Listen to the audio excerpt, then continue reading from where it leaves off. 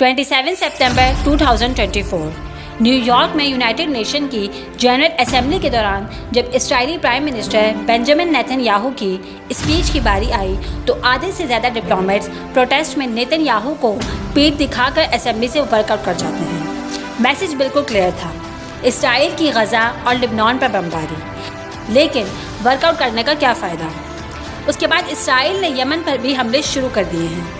सिर्फ गज़ा की बात की जाए तो पिछले एक साल के दौरान 42,000 से ज़्यादा बेकसूर लोग मारे जा चुके हैं, जिनमें बच्चे और औरतें भी शामिल हैं, और लाखों लोग बेघर हुए, वो अलग। अमेरिका, यूरोपीय यूनियन और यूके ने कई मरतबा इसराइल को वार्न भी किया है कि ये जंग भयानक शक्ल भी इख्तियार कर सकती है। इसकी एक झलक 1 अक्टूबर 2024 को दुनिया ने तब देखी जब ईरान ने 1800 किलोमीटर दूर से 200 बैलिस्टिक मिसाइल इसराइल पर फायर किए, और 2 अक्टूबर तक की रिपोर्ट ये है कि इसराइल ने ईरान को संगीन नताइज की धमकी दी है। जहां दुनिया ये सब रोकने पर तुली है, वहीं इसराइल किसी अनकंट्रोल मॉन्स्टर की तरह अपने 5 में से 3 फ्रंट पर मुसलसल जंग लड़ रहा है। मिडल ईस्ट में चारों तरफ अरब कंट्रीज से घेरे हुए छोटे से इसराइल में आखिर इतनी ताकत आई कहाँ से है? क्या वजह है कि दुनिया की बड़ी ताकतों के बार बार वार्न करने के बावजूद भी वो इसराइल को रोकने में अभी तक नाकाम है? आइए इस मामले की गहराई तक जानकर ये जानने की कोशिश करते हैं कि आखिर ये सारा माजरा क्या है। इसराइल की असल ताकत समझने से पहले हमें थोड़ा सा करंट सिचुएशन के बारे में समझना भी ज़रूरी है। इसराइल और पैलेस्टाइन का मसला तो तब से चल रहा है जब इन दोनों का कोई वजूद भी नहीं था। इस मसले की असल जड़ क्या है, इस पर फिर कभी बात करेंगे, तो सब्सक्राइब। फिलहाल कंडीशन ये है कि फ़लस्तीनियों को इसराइल ने धकेल कर एक छोटी सी स्ट्रिप तक महदूद रखा हुआ है, जिसे गाज़ा स्ट्रिप कहते हैं। ये टेरिटरी सिर्फ 360 स्क्वायर किलोमीटर के एरिया पर फैली हुई है, जहाँ से ना निकलना आसान है और ना इसके अंदर जाना। एक साइड पर मेडिटेरियन, एक तरफ इजिप्ट और 2 साइडों पर इसराइल मौजूद है। सिर्फ ज़रूरत की अशिया यहाँ जाती है, वो भी सिर्फ तब जब इसराइल चाहता है। इसी वजह से इंटरनेशनल कम्युनिटी का मानना है कि गाज़ा स्ट्रिप दुनिया का सबसे बड़ा ओपन एयर प्रिजन है। गाज़ा इस वक्त हमास के कंट्रोल में है, जो कि एक मिलिटेंट विंग है। पिछले साल अक्टूबर में जब हमास ने इसराइल पर हज़ारों रॉकेट्स फायर किए, तो इसके नतीजे में इसराइल ने जो जवाबी कार्रवाई शुरू की वो अभी तक चल रही है। इसका सबसे ज़्यादा नुकसान गाज़ा की लोकल पॉपुलेशन को हो रहा है, जो ना चाहते हुए भी इस जंग में धकेले जा रहे हैं। 42,000 से ज़्यादा लोग मारे गए, जिनमें बच्चे भी शामिल थे। हज़ारों लोग बेघर हुए और ज़ख्मी इतने कि गिनती करना मुश्किल है। गाज़ा जो एक शहर था, अब लाखों टन मलबे का ढेर मालूम होता है।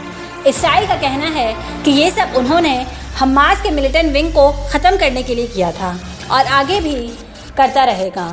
पर सोच को ये बात हज़म नहीं होती कि गाज़ा, जिसकी 2017 में पॉपुलेशन 5 लाख के करीब थी, उनमें से 42,000 लोग यानी पॉपुलेशन का 8.5% मिलिटेंट विंग कैसे हो सकता है? इसराइल के हमलों से बचने के लिए गाज़ा की लोकल पॉपुलेशन के पास सिर्फ एक ही रास्ता बचा है कि वो गाज़ा स्ट्रिप छोड़कर लेबनान में पनाह लें। जी हाँ, वो लेबनान जहाँ आजकल इसराइल की एयर स्ट्राइक्स चल रही हैं। पर यह काम इतना आसान नहीं होता। पहले इजिप्ट से रेड सी के ज़रिए जॉर्डन में एंट्री करनी पड़ती है, फिर वहाँ से सीरिया और फिर आखिर में लेबनान में हिजबुल्लाह का काफ़ी असर रसूख है, जो कि एक ईरानियन बैड मिलिटेंट ग्रुप है, और ये ग्रुप गाज़ा में हमास की हेल्प भी करता है। पर आखिर ये हिजबुल्लाह है कौन? 1988 में लेबनान में सिविल वॉर के दौरान इसराइल ने साउथ लेबनान पर कब्जा कर लिया था। इसराइल से मुकाबला करने के लिए वहाँ एक आम ग्रुप उभर कर सामने आया, जिसे हिजबुल्लाह का नाम दिया गया। इस ग्रुप ने इसराइल को लेबनान से बाहर धकेला, और तब से लेकर ये लेबनान का एक पावरफुल पॉलिटिकल और मिलिटेंट विंग है। एक्सपर्ट्स का कहना है कि ये ग्रुप लेबनान की आर्मी से भी ज़्यादा पावरफुल है, और इसको ईरान की सपोर्ट हासिल है। जब से हिजबुल्लाह का वजूद हुआ है, तब से लेकर ये इसराइल के लिए ख़तरा बना हुआ है, और हर आए दिन इनकी झड़पें होना एक मामूल बन चुका है। लेकिन पिछले साल गज़ा पर हमलों के बाद से हिजबुल्लाह ने खुल्लम खुल्ला फ़लस्तीनियों के साथ देने का ऐलान किया था। अब यहाँ पर इसराइल के लिए नई मुसीबत खड़ी हो गई, क्योंकि गज़ा पर हमले करना तो आसान था, लेकिन अब इनको लेबनान में हिजबुल्लाह को भी जवाब देना पड़ रहा था। अब लेबनान में डायरेक्टली अटैक करने के लिए इसराइल को कोई बड़ी वजह चाहिए थी। एक्सपर्ट्स का मानना है कि तभी इन्होंने पेजर अटैक्स प्लान किए। 17 या 18 सितंबर 2024 को हिजबुल्लाह के 3000 से ज़्यादा पेजर्स और रेडियो सेट्स एक साथ फट पड़े। हिजबुल्लाह ने इसका इल्ज़ाम इसराइल पर लगाया और साथ ही इसराइल पर कई रॉकेट्स भी फायर किए। जिस मौके की तलाश थी वो अब आ चुका था। इसराइल ने अगले दिन से ही साउथ लेबनान पर एयर स्ट्राइक शुरू कर दी और हज़ारों लोग अपना घर छोड़ने पर मजबूर हो गए। इस ऑपरेशन में हिजबुल्लाह के कमांडर हसन नसरुल्लाह की मौत हो गई। दूसरी तरफ देखा जाए तो दुनिया भर की कंट्रीज़ ने मिडल ईस्ट की इस सिचुएशन को मज़ीद ख़राब होने से पहले लड़ाई को ख़त्म करने के लिए भरपूर कोशिश की है और कई कंट्रीज़ ने इसराइल को काफ़ी क्रिटिसाइज़ भी किया है। मदद की बात की जाए तो दुनिया भर से गज़ा के लिए बहुत ऐड भी अनाउंस की गई। सिर्फ यूएस की बात करें तो 30 सितंबर 2024 ट्विटर्स के मुताबिक अमेरिका से गज़ा में फ़लस्तीनियों के लिए $300 मिलियन की ऐड का ऐलान भी किया। 7 मार्च 2024 यूएस प्रेसिडेंट जो बाइडेन ने गज़ा में मदद करने के लिए मिलिट्री पोर्ट बनाने का ऐलान किया और इसी साल 27 फ़रवरी को यूएस एड ने $53 मिलियन की फौरी इमदाद का ऐलान भी किया। इस तरह के अनगिनत ऐलानात हमें मुख्तलिफ न्यूज़ वेबसाइट पर मिलते हैं, लेकिन जहां दुनिया की ज़्यादातर कंट्रीज़ इसराइल को क्रिटिसाइज़ कर रही हैं, वहीं इसराइल इतना ज़्यादा इन हमलों में शिद्दत लेकर आ रहा है। आखिर इसकी वजह क्या है कि चारों तरफ अरब कंट्रीज से घेरा हुआ छोटा सा इसराइल किसी के काबू में नहीं आ रहा। इस मामले को पिछले एक साल में 3 मरतबा यूनाइटेड नेशंस की सिक्योरिटी काउंसिल में भी उठाया गया। यूएन की सिक्योरिटी काउंसिल में अलग अलग कंट्रीज़ के नुमाइंदे हिस्सा लेते हैं और किसी भी मसले का वोटिंग के ज़रिए फैसला किया जाता है और ये फैसला फिर अगली कंट्री को मानना ही पड़ता है। लेकिन तीनों मरतबा सिक्योरिटी काउंसिल में जब सीज़ फायर का एग्रीमेंट हुआ तो अमेरिका ने अपनी वोट पावर का इस्तेमाल करते हुए इस फैसले को रद्द कर दिया। जी हाँ, वही अमेरिका जिसने गज़ा के लिए करोड़ों डॉलर्स की ऐड का ऐलान किया था। जून 2024 में तो अमेरिका ने खुद एक सीज़ फायर का एग्रीमेंट फाइल किया था जो सिक्योरिटी काउंसिल में पास भी हो गया, लेकिन उसको भी बाद में वीटो कर दिया गया। एक तरफ प्रेसिडेंट जो बाइडेन का कहना है कि जंग किसी के हक में नहीं है, तो दूसरी तरफ यूएन में वीटो पावर का इस्तेमाल भी अमेरिका ने ही किया। ना सिर्फ इतना बल्कि Stockholm International Peace Research Institute के मुताबिक 2019 और 2023 के बीच इसराइल ने जितने भी वेपन्स इंपोर्ट किए, इनमें से 69% अमेरिका से मंगवाए गए। और तो और अमेरिका की तरफ से हर साल इसराइल को $3.8 बिलियन की मिलिट्री एड भी दी जाती है। ये सारी इन्फॉर्मेशन पब्लिकली भी मौजूद है। लोगों का कहना है अमेरिका गज़ा पर हमला रोकने की बात तो करता है, तो दूसरी तरफ इसराइल को सपोर्ट भी करता है। यही वजह है जंग कम होने के बजाय बढ़ती ही जा रही है, जो आने वाले वक्त में मिडिल ईस्ट में कोई भयानक शक्ल भी इख्तियार कर सकती है। पर यहाँ एक अहम सवाल पैदा होता है कि आखिर अमेरिका ऐसा कर क्यों रहा है। इस सवाल के जवाब की कड़ियाँ रिलीजन से जाकर मिलती हैं।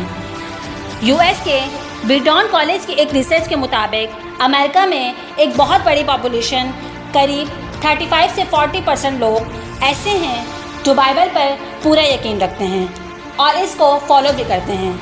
इनमें से काफ़ी सारे लोगों का मानना है कि इसराइल का पन्ना बाइबल के ऐन मुताबिक है। अमेरिका में एक ऑर्गेनाइजेशन है जिसका मकसद इसराइल की प्रोटेक्शन और यहूदियों के लिए आवाज़ उठाना है। इस ऑर्गेनाइजेशन को कूफी कहा जाता है, यानी क्रिश्चियन यूनाइटेड फॉर इसराइल। पूरी दुनिया में इस ऑर्गेनाइजेशन के 10 मिलियन मेंबर्स हैं, जिनमें अमेरिकन पॉलिटिक्स के काफ़ी बड़े बड़े नाम भी शामिल हैं। क्रिश्चियन के इस ग्रुप को ज़ायोनिस्ट भी कहा जाता है। याद रखें कि क्रिश्चियनिटी एक अलग रिलीजन है और जूइश एक अलग। जब ज़ायोनिज़्म एक ऐसी पॉलिटिकल मूवमेंट है जो इसराइल के हक़ में काम करती है। सबसे अहम बात, ये ज़रूरी नहीं कि हर जू या हर क्रिश्चियन ज़ायोनिस्ट हो। ज़ायोनिस्ट का ये ग्रुप अमेरिकन पॉलिटिक्स या गवर्नमेंट में अपनी मर्जी के फैसले कैसे करवाता है, इसके लिए एक अलग कमेटी है जिसको आईपैक यानी American Israel public affairs committee कहा जाता है। یہ دنیا کی سب سے بڑی اور سب سے پاورفل لابنگ کمیٹی ہے جو امریکن کانگریس میں جو چاہے جیسے چاہے اپنی مرضی کے فیصلے کروا سکتی ہے۔ یو ایس کانگریس میں ہی سارے فیصلے کیے جاتے ہیں، نئے قانون بنائے جاتے ہیں، بجٹ پروف ہوتے ہیں اور جنگیں بھی مسلط کی جاتی ہیں۔ یو ایس کانگریس کے ممبرز یہ تمام فیصلے ووٹنگ کے ذریعے کرتے ہیں۔ اب اگر کوئی ایک بڑا گروپ یو ایس کانگریس کے زیادہ تر ممبرز کو خرید لے یا ان سے کہے کہ فلاں ریزولوشن پر ووٹنگ ان کے حق میں دینی ہے تو اس کو کہتے ہیں لابنگ کرنا۔ اور حیرت کی بات یہ ہے کہ امریکہ میں لابنگ کرنا بالکل لیگل ہے، لیکن اس کی کچھ شرطیں ہیں۔ جو لابنگ کر رہا ہے اس کو یہ تمام ڈیٹیلز پبلک رکھنی ہیں اور انڈر دی ٹیبل کسی بھی کانگریس کے ممبر کو پیسے نہیں دینے، یعنی جو کچھ ہوگا سب کے سامنے ہوگا۔ آئی پیک کی ویب سائٹ پر صاف صاف لکھا ہے کہ یہ گروپ امریکن گورنمنٹ میں اسرائیلی پالیسیز لاگو کروانے کے لیے لابی کرتا ہے۔ نہ صرف اتنا بلکہ وہ کینڈیڈیٹ جو یو ایس جنرل الیکشن میں کھڑے ہوئے اور ان کو آئی پیک کی سپورٹ حاصل تھی، ان میں سے 98% الیکشن جیت گئے، ان کینڈیڈیٹس کو $40 ملین بھی دیے گئے۔ یہ گروپ نہ صرف امریکن پالیسیز میں اسرائیل پسند پالیسیز لاگو کرواتا ہے بلکہ جو اسرائیل کے خلاف ہیں ان کو ہرانے کا کام بھی کرتا ہے۔ ان کی ویب سائٹ پر لکھا ہے کہ انہوں نے 24 ایسے کینڈیڈیٹ کو بھی ہروایا جو پرو اسرائیل پالیسیز کے خلاف تھے۔ آئی پیک کی اسرائیل کے لیے سپورٹ اب کافی بھیانک شکل اختیار کرنے لگی ہے۔ ہوا کچھ یوں تھا کہ اسرائیل کی بامبنگز اور غزہ میں ہیومن رائٹ وائلیشن کے خلاف ساؤتھ افریقہ نے انٹرنیشنل کرمنل کورٹ ICC میں کیس فائل کیا۔ یہ کورٹ یونائٹڈ نیشن کا حصہ ہے لیکن یہ امریکہ کے ڈائریکٹ کنٹرول میں نہیں ہے۔ 24 اپریل 2024 کو ICC کے چیف پروزیکیوٹر اسد کریم خان کو 12 US سینیٹرز کی طرف سے ایک دھمکی آمیز لیٹر ریسیو ہوتا ہے جس میں لکھا تھا کہ ہمیں رپورٹ ملی ہے کہ ICC اسرائیل کے prime minister Benjamin Nitin Yahoo اور دوسرے اسرائیلی لیڈرز کو اریسٹ کرنے کے لیے آرڈرز نکالنے والا ہے۔ اس میں لکھا تھا کہ اگر آپ نے ایسا کیا تو ہم یعنی US آپ کے ادارے کے خلاف بدترین سیشنز لگائیں گے، آپ کی اور آپ کی فیملی کے لیے US وزٹس پر بھی پابندی لگا دیں گے۔